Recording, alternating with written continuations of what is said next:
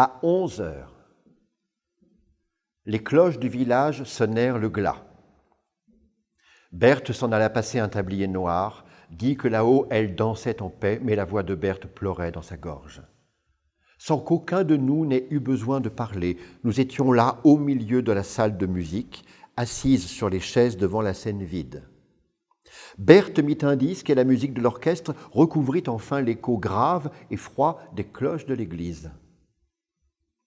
À la fin du morceau, le glas retentit une dernière fois et nous restâmes un long moment en silence. J'étais en train de respirer l'odeur du bois ciré mélangé au relent vague du parfum de violette qui flottait dans la salle, quand retentit haute et claire la voix de Berthe. « Je reste !» elle dit en me regardant, la figure jaune et l'air solennel. « C'est tout réfléchi, je reste, mademoiselle Jeanne !» Je retournai le disque, laissai éclater le coup de cymbale. « Comme vous voulez », je murmurai. Et j'allais la prendre par la main, car tout à coup, la lumière, je m'en souviens, s'était mise à me faire mal. Il avait fallu agir, lutter contre le jour qui passait par la fenêtre et nous accusait de sa lumière trop crue. Rester au domaine, sans Noémie, pesait un poids étrange. Et le parce que échappait autant qu'une raison morte. Je descendis les escaliers et, occupé à dicter à Berthe la liste des choses à faire pour la journée, je n'entendis pas s'ouvrir la porte d'entrée. Dans la cuisine, Gus Lantier étalait du beurre sur une tranche de pain. Il avait la peau brunie de la terre des champs et portait un chapeau couvert de poussière.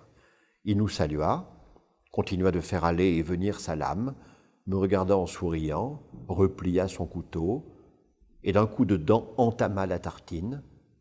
Berthe réagit avant moi. Elle se planta devant lui, campée sur ses deux grosses jambes bardées de lainage sombre, les deux poings plaqués sur ses hanches. « Dehors !» elle dit. Il se mit à rire. « Si vous y tenez, appelez le gendarme. La porte était ouverte, je suis venu présenter mes condoléances. Son père est une sacrée vedette, pas vrai ?»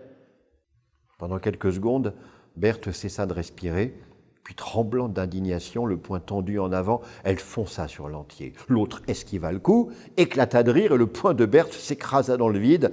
Alors Gus s'assit sur une chaise. D'un mouvement vif, il posa bruyamment ses godillots couverts de terre sur la table, enleva son chapeau, le posa sur ses genoux, puis fixa la cuisinière d'un air provoquant. « C'est bon, Berthe. Allez, je lui dis. » Elle fronça les sourcils, sortit de la cuisine, et je fus seul face à Gus. « Habille-toi, comtesse, il me dit d'une voix sèche. On décolle tout de suite. Je t'amène faire un tour. »